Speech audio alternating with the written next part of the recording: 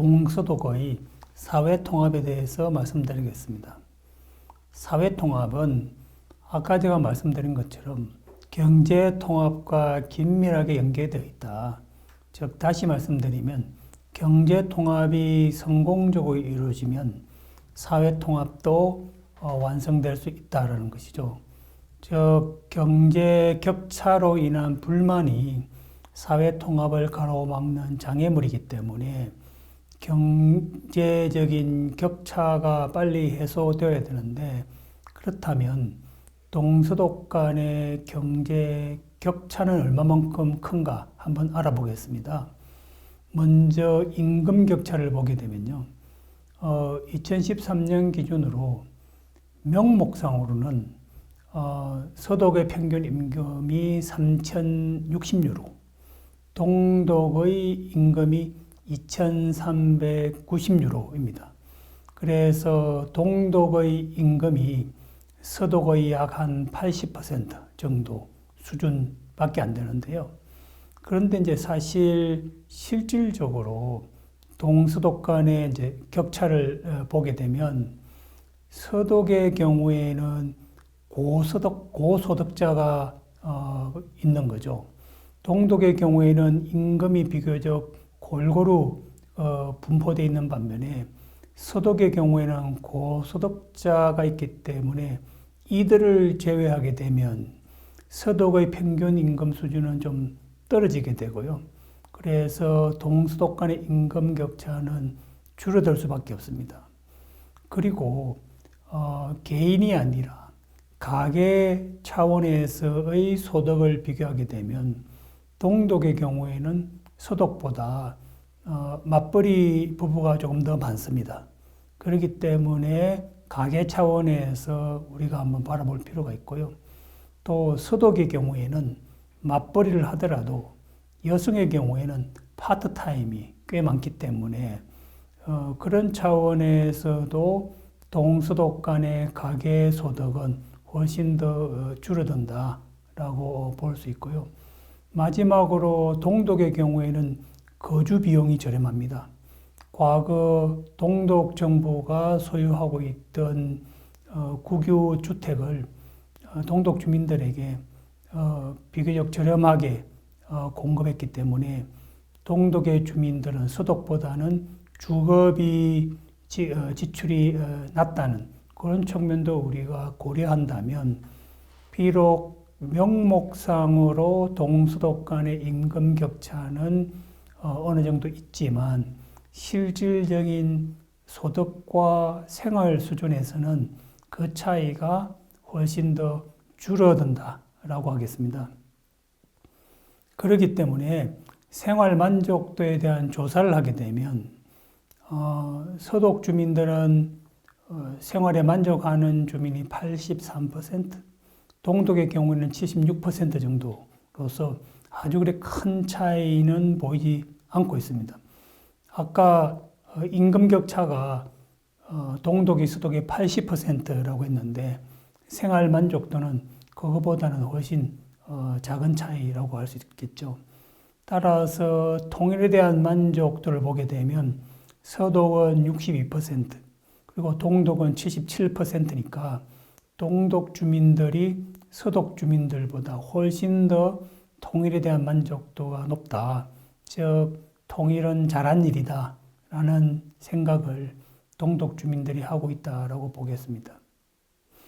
연금 격차를 보게 되면 임금 격차보다 더 동독 주민들에게 긍정적인 그런 모습을 보이고 있는데요. 통일이 되면서 서독 정부가 동독 정부가 지급해야 될 연금을 이어받았습니다. 그래서 그렇다면 동독 주민들에게 연금을 얼만큼 어떻게 지불할 것인가, 그 방식에 대해서 통일조약에 명시를 했는데요. 동독 주민들은 서독 주민들의 51%로 연금 요율을 정했습니다. 그러니까 모든 조건이 같다면 동독 주민들은 서독 주민들보다 연금의 절반 정도를 받는 거죠. 그런데 이제 이 51%는 통일 직후의 요율이고요. 해마다 이제 임금 상승률에 맞춰서 이 요율도 점점 증가되어서 2013년도에는 동독 주민들의 연금액 산정 방식이 서독의 91.5%로 크게 늘어났습니다. 조금 더 구체적으로 평균 연금액을 제시하면 아마 여러분들이 동서독 간의 연금 격차를 잘 이해하실 수 있다고 생각이 되는데요. 먼저 동독 남성의 경우 서독 남성보다 연금을 더 많이 받습니다. 동독 남성의 경우에는 월 1,042유로를 받는데요. 이 금액은 서독 남성보다 6%가 더 많은 금액입니다. 동독의 여성의 경우에는 752유로를 받는데요. 이것은 서독 여성보다 43%나 더 많이 받는 금액입니다. 왜냐하면 동독 여성들은 서독 여성보다 더 오랜 기간 근무를 했고요. 동독에는 실업이란 게 없기 때문에 연금을 계속적으로 지속적으로 부을 수 있었고요. 또 경력 단절이라든지 파트타임 이런 것들이 과거 동독 체제에서는 없었기 때문에 서독 여성보다는 동독 여성이 훨씬 더 연금을 많이 받을 수 있는 그런 조건을 갖추고 있는 것입니다. 그럼에도 불구하고 동독 지역에서 사회주의에 대한 향수가 있는데요. 아마 그 이유는 크게 두 가지인 것 같습니다. 하나는 주로 나이 든 세대들이 사회주의에 대한 향수를 가지고 있는데요. 그들은 성장기에 사회주의를 몸으로 체득하고 그러한 사상에 기반해서 정치 사회화가 된 세대들이죠. 그리고 사회주의에 대해서 상당히 긍정적인 그런 이미지를 가지고 있습니다. 또한 이들이 또 통일 이후 체제 전환기에 가장 큰 피해를 입은 그리고 고통을 받은 그런 세대들입니다. 왜냐하면 그들은 통일될 당시에 장년층이었기 때문에 새로운 체제에서 새로운 일자리를 가지기가 그렇게 쉽지 않은 그런 세대였고요. 두 번째의 이유는 국가에 의한 개입이 미흡하다라고 이제 보는데요. 동독 시기에는 국가가 보편적인 사회 보장을 해줬는데 통일 이후에는 국가가 더 이상 보편적인 사회 보장을 하고 있지 않다는 데 대한 실망감이고요. 과거 동독 사회에서는 특히 직장이라든지 주택은 국가가 최우선적으로 보장하는 그런 공공재였는데 통일 이후에서는 주민들이 본인의 책임하에 직접적으로 이 문제를 해결하고 정부는 부차적으로 지원을 해주는 그런 주체에 불과한 것이죠. 이러한 것들이 많은 동독 주민들에게 사회주의에 대한 향수를 낳았다라고 볼 수 있겠습니다. 그래서 이 민주주의와 사회주의에 대한 인식을 조사한 결과를 보게 되면요.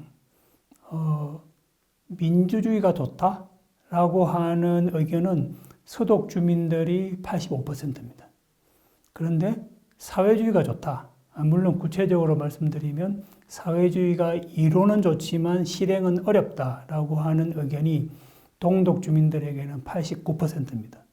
그러니까 서독 주민들은 85%가 민주주의가 좋다고 그러고 동독 주민들은 89%가 비슷한 수준으로 사회주의에 대한 호감을 가지고 있는 거죠. 거꾸로 동독 주민들의 경우에는 64%가 민주주의가 좋다라고 생각하고 서독 주민들은 63%가 사회주의가 이론은 좋지만 현실적으로 실행하기는 어렵다 이렇게 보고 있습니다.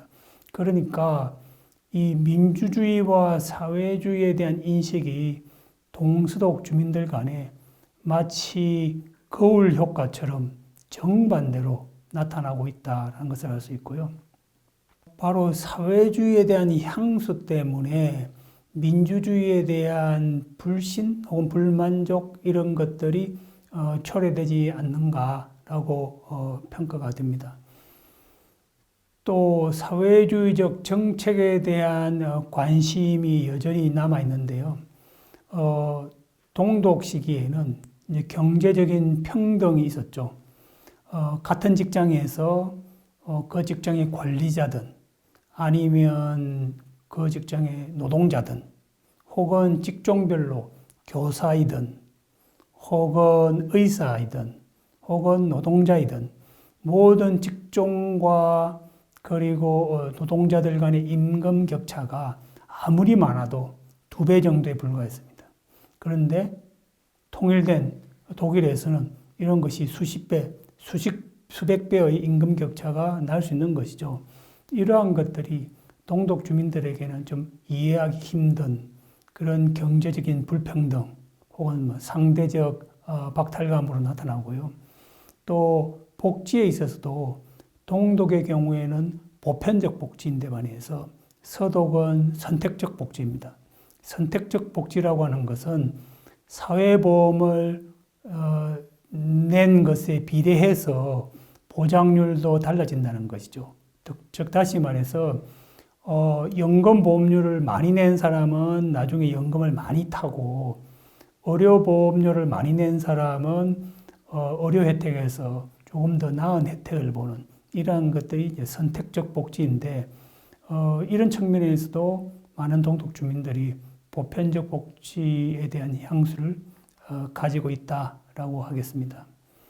사회주의에 대한 향수를 우리가 알 수 있는 그래프를 한번 보시면 통일 직후부터 2018년 최근까지 사회주의를 긍정적으로 바라보는 동독 주민의 비율은 큰 변화 없이 계속적으로 지속하고 있습니다. 그래서 70 내지 80%의 동독 주민들이 여전히 사회주의를 긍정적으로 바라보고 있고요. 서독 주민들도 40%에서 한 50% 정도 사회주의를 긍정적으로 바라보고 있습니다. 그 이유는 서독도 이 사회주의를 지향하는 사회 계층이라든지 예를 들면 사민당과 같은 정당은 사회주의에 대해서 부정적으로 보지 않는 것이죠. 단지 자유와 시장 경제를 기반으로 하되 사회주의의 좋은 점을 받아들여야 된다라고 하는 그런 이념이 사민주의 아니겠습니까? 그렇기 때문에 서독 내부에서도 사회주의를 긍정적으로 바라보는 주민들이 어느 정도 있다라고 하겠습니다. 사회주의에 대해서 동독 주민들이 여전히 호의적인 인식을 가지고 있는 이유는 베를린 장벽 붕괴 직후에 동독 주민들은 사실 통일보다는 개혁을 희망했습니다. 이웃 국가인 폴란드나 헝가리의 경우에는 사회주의 개혁을 한 경험이 있는데 동독은 그런 경험이 없거든요.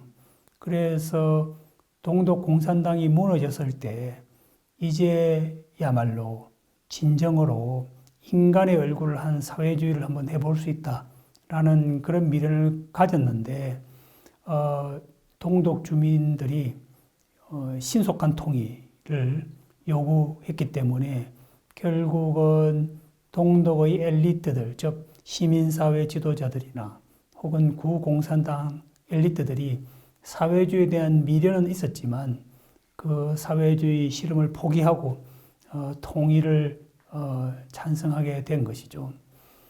사회주의에 대한 향수와 함께 동독의 사회통합의 후유증이라고 한다면 민족주의가 부활했다라는 것인데요. 사실 분단 시대에 동독이나 서독 둘 다 철저하게 과거사 반성을 했고 또 거기에 필요한 교육을 했습니다. 서독의 경우에는 민주시민교육, 과거사 반성을 학교 교육의 정규 과목으로 채택을 했고요. 동독의 경우에는 철저하게 정치학습을 했습니다. 그래서 서독은 나치를 계승한 정권이다라고 비판하면서 이 과거사에 대한 반성을 했는데요. 사실은 통일 이후에 동독 지역에서 민족주의가 부활했다는 것은 상당히 아이러니고요. 이러한 민족주의는 바로 외국인이나 난민, 이슬람에 대한 적대적인 태도로 나타나게 되는데요. 최근의 여론조사 결과를 보게 되면 외국인 이주민은 독일 사회에서 동화되어야 된다라는 의견에 대해서 동독 주민들이 서독 주민들보다 10% 이상 지지를 하고 있고요. 무슬림들의 종교 활동을 제한해야 된다라는 의견에 대해서도 동독의 주민들이 서독 주민보다 20% 이상 적극적으로 찬성하고 있고요. 난민 수용 문제에 대해서도 동독 주민들이 서독 주민보다 14% 이상 반대를 하고 있습니다. 최근 동독 지역에서 이 외국인에 대한 많은 혐오 감정이 발생하고 있는데 아마 이것은 동독 주민들이 독일에서 2등 시민으로 전락하게 된 그 차별감, 피해의식 그런 것들이 외국인에 대한 혐오감으로 변화한 것이 아닌가라고 생각합니다.